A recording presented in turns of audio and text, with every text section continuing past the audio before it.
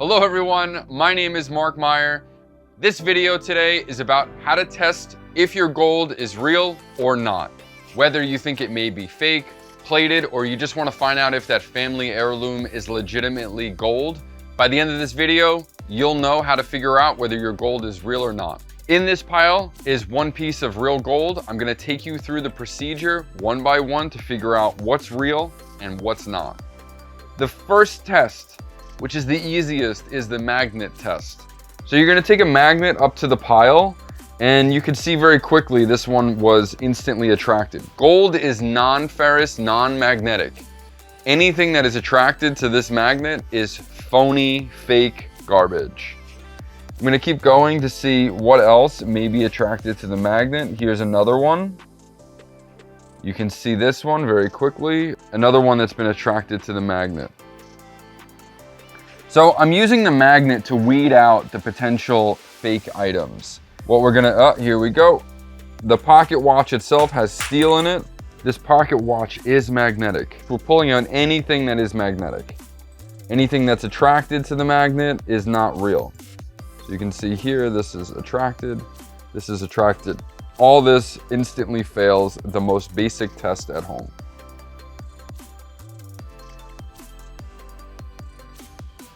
We now have our non-magnetic potential pile of gold. The next step is going to be to visually inspect the pieces to look for hallmarks. Hallmarks are when the pieces are stamped. Generally, a manufacturer, silversmith, goldsmith, most of the time you're going to need a 10x jeweler's loupe to read. Some of them will be stamped loud and clear enough to know what it is.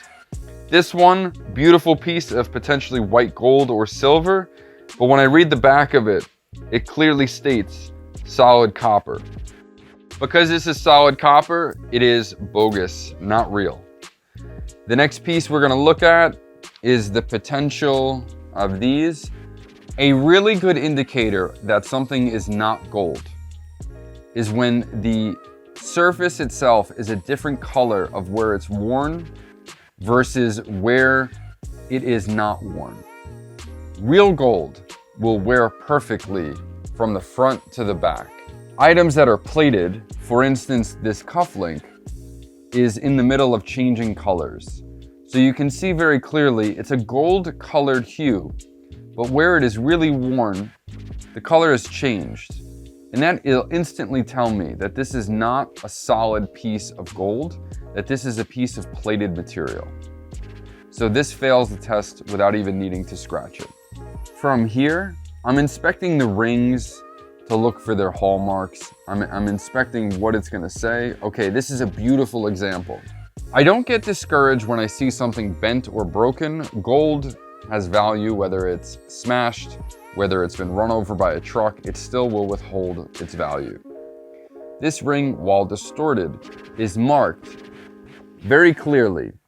10K, amazing. Gold, amazing. Filled, wah, wah, wah. Unfortunately, 10K gold filled, or any variation of GF, gold filled is not real gold.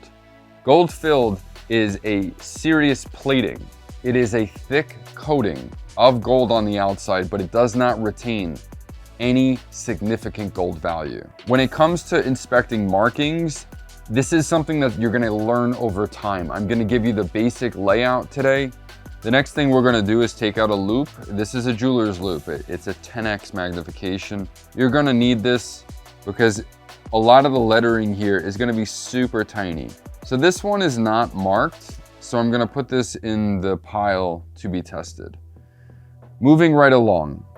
This piece, from the look of it, its brass coating, its gold coating has worn off to expose a dull yellow color underneath, which is indicative of brass. So this, unfortunately, fails the test.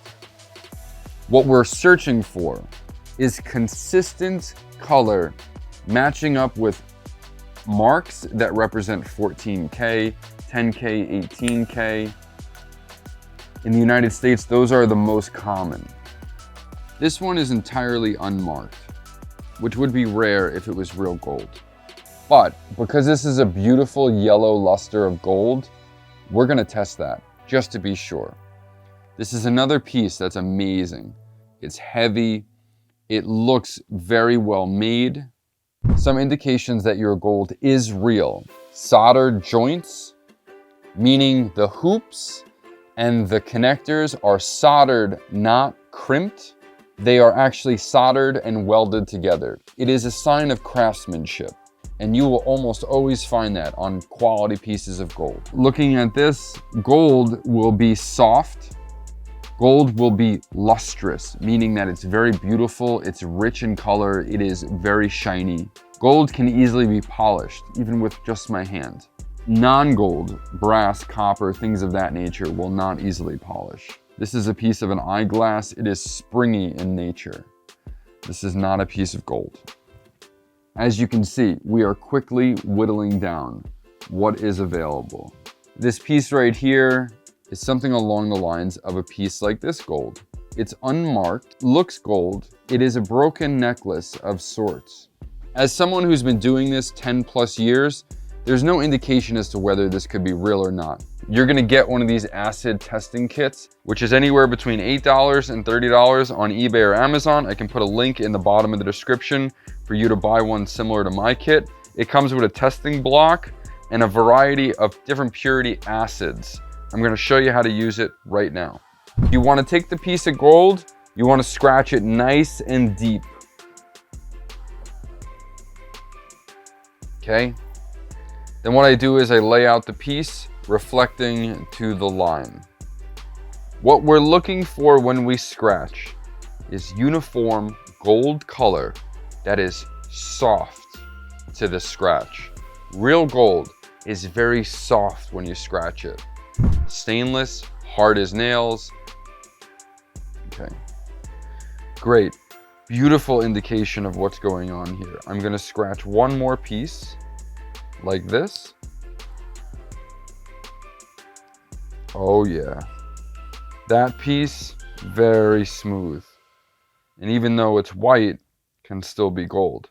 What we have here is the 5 pieces of potential gold laid out on the scratch block. And now what we're gonna do is we're gonna add acid to figure out, do any of the lines melt away?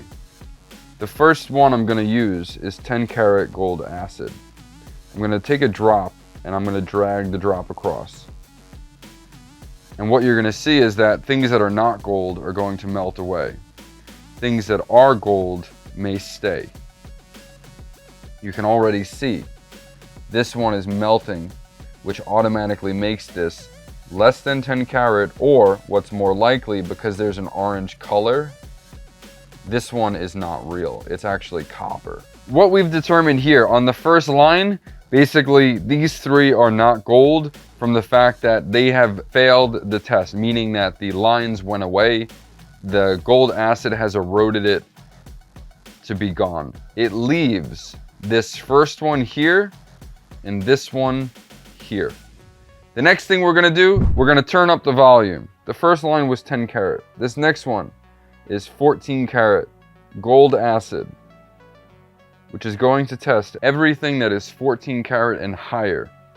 The last thing for safe measure, I'm gonna take my 18 karat. As soon as I put the 18 karat on this, it should start to disappear. You can see that melt very quickly. So looking at this is absolutely real gold. The purity is 14 karat, matching up to the marks. When testing gold, it is not a be-all, end-all rule. If the acid doesn't affect it, it's real. No, because real brass, solid brass, will not react to any gold acid because it's not gold. This last chain passes 10, 14, and 18 karat. I know from experience that this particular piece is not gold. If you begin to scratch and it looks like there's little flakes, like remember the Goldschlager vodka and you see those little gold flakes? What happens is you scratch it and it's nice and soft, but little tiny pieces of gold sparkle or flakes come off. Generally that's plated. And what you're seeing is the gold plating is holding up to the acid. but the actual meat material of what it's made for is failing the acid test. When all else fails, the fourth and last step, take it to the professionals. They do make electronic testers. They start out about $1,200 and go up, all the way up to $25,000. Those are really reserved for professional grade jewelers who are going to be using the equipment on a daily basis. Go to the professionals, pay $20, pay $25 to your jeweler to have it professionally tested. This particular piece passes all the flying colors here, but it doesn't have any marks. And I wound up bringing it to the refinery, and they have like a $12,000 scope where they can look at it and they can determine the purity of the gold through electronic testing. And they actually found that this to be fake. Those are the basic steps. I want you to know these are guidelines, not steadfast rules. For instance, something may pass the acid test but not be real gold. So, as a jeweler, as someone in the trade, we use a combination of this evidence to point to the fact whether we think it's real or not. Knowing gold and silver jewelry and knowing whether it's fake or not can be very lucrative in my business. I've made thousands and thousands of dollars because I had a testing kit and because I knew what I was looking for. By watching this video, I hope you have a much stronger idea on how to test gold. These kits are very inexpensive. They are 80 to 90% accurate. With an experienced person such as myself, I usually am about 95% accurate when testing gold, but it is not foolproof. Use your instinct. If what you're looking at seems too good to be true, it probably is. Refer to the professionals and make sure. Gold is $1,800 an ounce. You don't want to be making mistakes. A mistake like that could be costly. The difference between this being real gold and this being fake is almost $2,000. So sometimes it's much better to go to the professionals and have them tested. I hope this video has been informative and will help you pave your road to riches. Thanks for tuning in. Please leave a comment below if you have any questions. I promise to answer them. Let's go for the gold, and I'll see you on the next video. Sell it, yes sir, sell it. Sell it.